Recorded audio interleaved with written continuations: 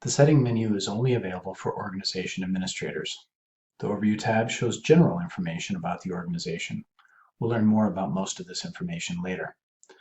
This tab is where you can change the banner color for your organization. The System Users tab is where you'll invite additional users to your organization. Remember, email addresses that you invite must be Google logins, though they do not have to be Gmail addresses. A special note: it is totally valid to invite people outside of your Google domain, and a Google login can have access to more than one organization and fill different roles in different organizations. Adding a user is as easy as following the on-screen prompts. Site structure is a hierarchical view of physical and logical sites. A site is a concept in Panel that represents a place. Sites don't have to be exactly specific places, and sometimes they can be a logical grouping of places. For example, a large company may have two campuses on opposite sides of the city.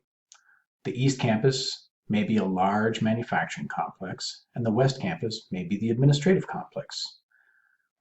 These two campuses may be represented as two sites, and both campuses may have several subsites representing buildings or rooms within buildings. Edit your site hierarchy by right-clicking on a node to add a new child. You can also drag nodes around to organize the hierarchy. Right-click any node other than the top node to delete it from the hierarchy. The site structure you create for your organization should be detailed enough to match how you want to track inventory at locations. Assets, which are things that are tracked inside of Panel, are associated with exactly one site. So, in our Hill Bay organization, you can see that we have an admin building site and a bus barn site.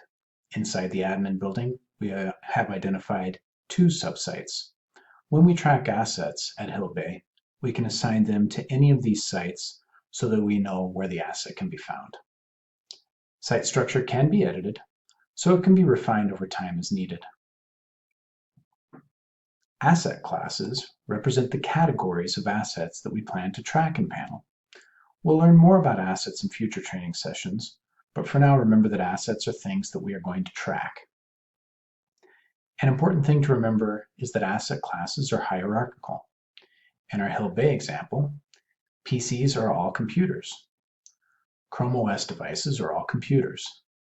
PCs and Chrome OS devices are not the same. Desktops are PCs, and desktops are also computers.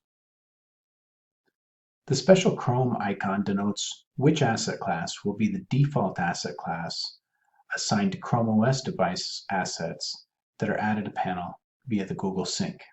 We'll learn more about that soon. Asset classes can be edited, so they can be refined over time as needed.